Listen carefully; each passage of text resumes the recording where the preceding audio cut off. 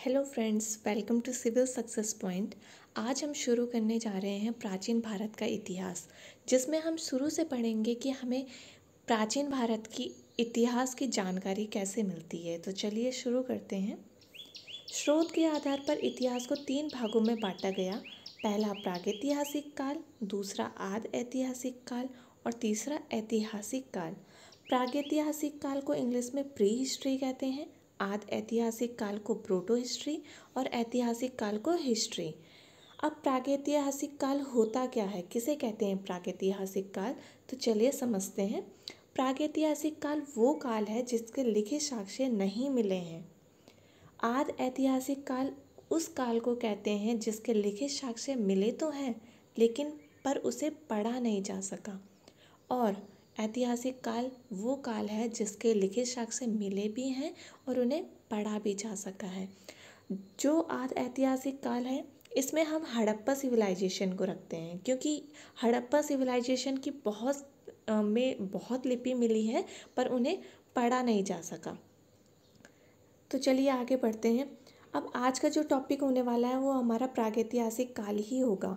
प्रागैतिहासिक काल को भी अब 3 भागों में बांट लिया गया: पुरापाषाण काल, मध्यपाषाण काल और नवपाषाण काल।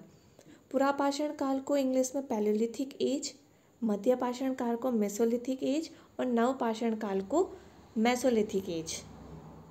नवपाषाण काल को न्योलिथिक एज। अब इसके कुछ ये बहुत इम्पॉर्टेंट फैक्ट्स हैं जो बहुत बार पेपर में आते हैं, तो आप इनको ध्यान में रखिए। प्रागैतिहासिक काल को अगर किसी ने इसको जानने का इंटरेस्ट लिया तो वो थे रॉबर्ट ब्रूस फुट, और इन्होंने ये काम करना शुरू किया 1863 में। और अगर विश्व स्तर की बात की जाए तो जर्गेनेस थॉमसन 1820 में इन्होंने इस काल का त्रियुगीय विभाजन कर दिया, जिसको इन्होंने नाम दिया पाषाण युग, कांस्य युग और लौह युग, मतलब स्टोन एज, ब्रॉन्ज एज और आयरन एज। ठीक है। नेक्स्ट पॉइंट, भारतीय पुरातत्व के जनक कौन है? Alexander Cunningham. ये बहुत इंपॉर्टेंट क्वेश्चन है और कहीं पेपर्स में आया है, कई एग्जाम में ये आ चुका है। In English, father of Indian archaeology, Alexander Cunningham. और भारतीय पुरातत्व विभाग की स्थापना कब हुई? 1861 में। और उस समय भारत के गवर्नर जनरल कौन थे? तो लॉर्ड कैनिंग।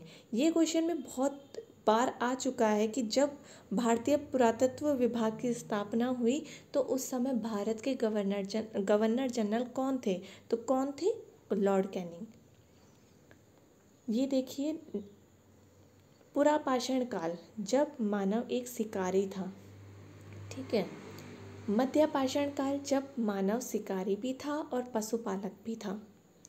और नवपाषाण काल, जब मानव शिकारी भी था, पशुपालक भी था और कृषि उत्पादन भी करने लगा था। चलिए अब इसमें जो ये फैक्ट्स हैं जिससे क्वेश्चन बहुत ज़्यादा आते हैं एग्ज़ाम में, उनको देखते हैं। काल, पुरापाषाण काल का जो काल समय निर्धारित किया गया है वो 25 लाख BC से 10,000 BC तक है। मध्यपाषाण काल का जो काल है, जो समय है, वो 10,000 BC से 8,000 BC तक है। और जो नवपाषाण काल का जो समय है निर्धारित किया गया है वो 9,500 BC से 6,000 BC तक है। इसमें जो ये 2 काल जो है, मध्यपाषाण काल और नवपाषाण काल जो हैं, ये दोनों एक साथ ही चल रहे थे।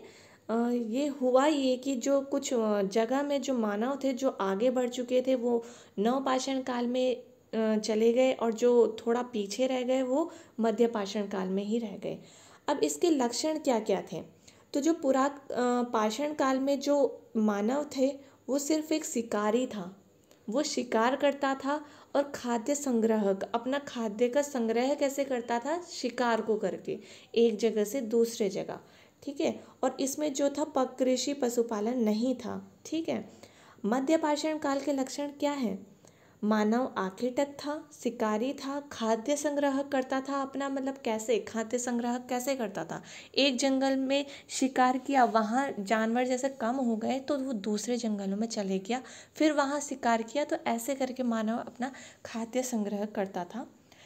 इसमें नई चीज़ ये हुई, मध्य पाषाण काल में नई चीज़ ये हुई कि इसमें पशुपालन की शुरुआत हुई। और आपने पढ़ा होगा कि पहला पालतू जानवर जो था वो कुत्ता था, ठीक है। नव पाषाण काल के जो लक्षण थे वो क्या थे? कृषि की शुरुआत हुई इस काल में, और जो समाज था वो स्थायी हो गया।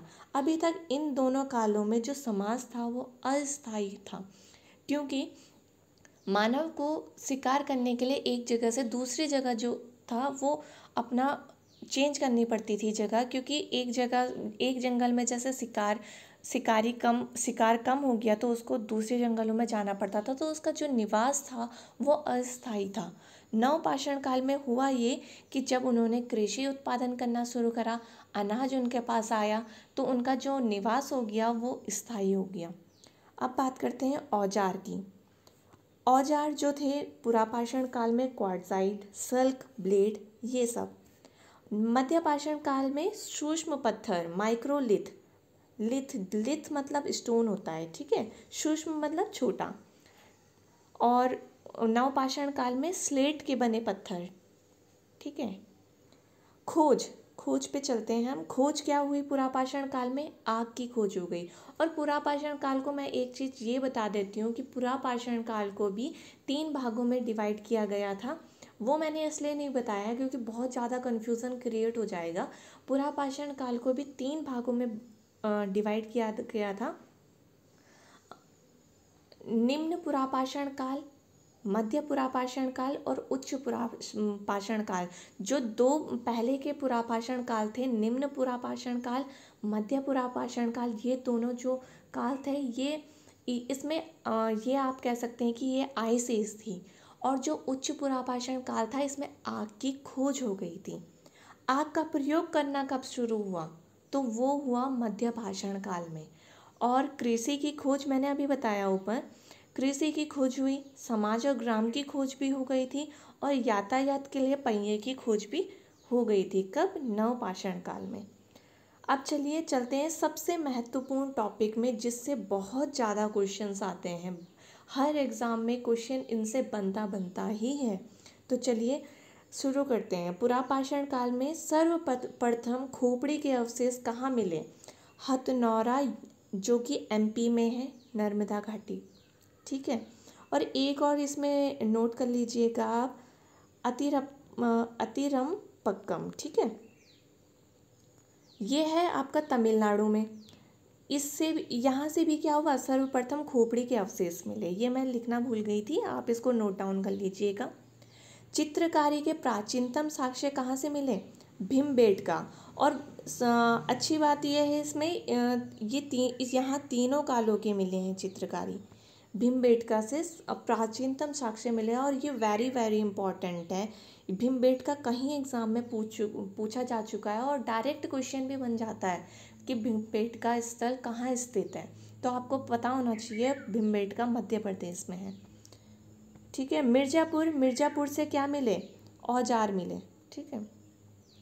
चलिए अब आगे बढ़ते हैं। मध्य पाषाण काल। मध्य पाषाण काल में सबसे पहले पशुपालन के साक्ष्य मिले, जो कि आदमगढ़ एमपी में है, और बगौर राजस्थान से भी मिले हैं। 2 आपको ये याद रख लेने हैं, आदमगढ़ और बगौर।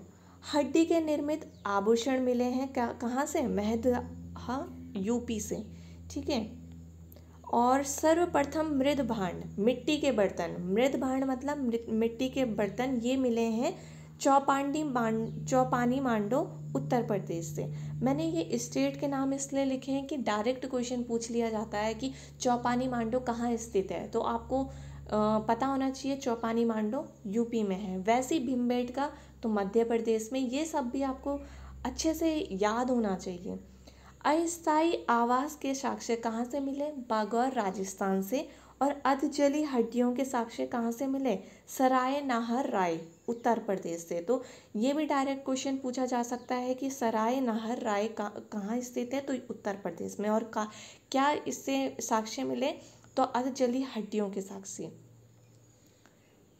चलिए अब चलते हैं नवपाषाण काल में। नवपाषाण काल में सर्वप्रथम मानव के साथ कुत्ते को दफनाने के साक्ष्य मिले हैं, और वो मिले हैं ब्रुजहोम, जो कि कश्मीर में है। और ये क्वेश्चन बहुत ज़्यादा बार पूछा जा चुका है, ठीक है।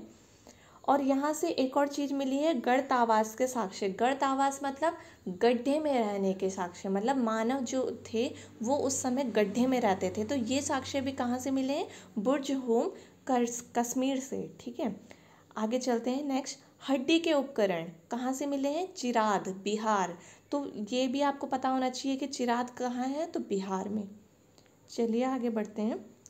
कृषि का प्रथम साक्ष्य। अब देखिए दो थोड़े से इनमें डाउट क्रिएट हो सकता है आपके दिमाग में, ये आपको ध्यान में रखना है। कृषि का प्रथम साक्ष्य जो मिला वो मेहरगढ़ से मिला, जो कि बलूचिस्तान में है, इन प्रेजेंट पाकिस्तान में, ठीक है। और जो चावल के प्रथम साक्ष्य मिले वो कोल्डिवा उत्तर प्रदेश से मिले, जो कि इलाहाबाद में है। तो ये थोड़ा सा इसमें डाउट क्रिएट हो सकता है, चावल के प्रथम साक्ष्य और कृषि के प्रथम साक्ष्य, ठीक है। और अगर कोल्डिवा नहीं होगा ऑप्शन में, तो लोहरा देव, जो ये भी जो है वो उत्तर प्रदेश में है। तो चलिए थोड़े से जो इम्पॉर्टेंट फैक्ट्स हैं वो मैंने पॉइंट डाउन किए हैं। मानव द्वारा प्रयोग में लाया गया पहला हथियार कुल्हाड़ी, पहला धातु तांबा, और पहला अनाज जौ।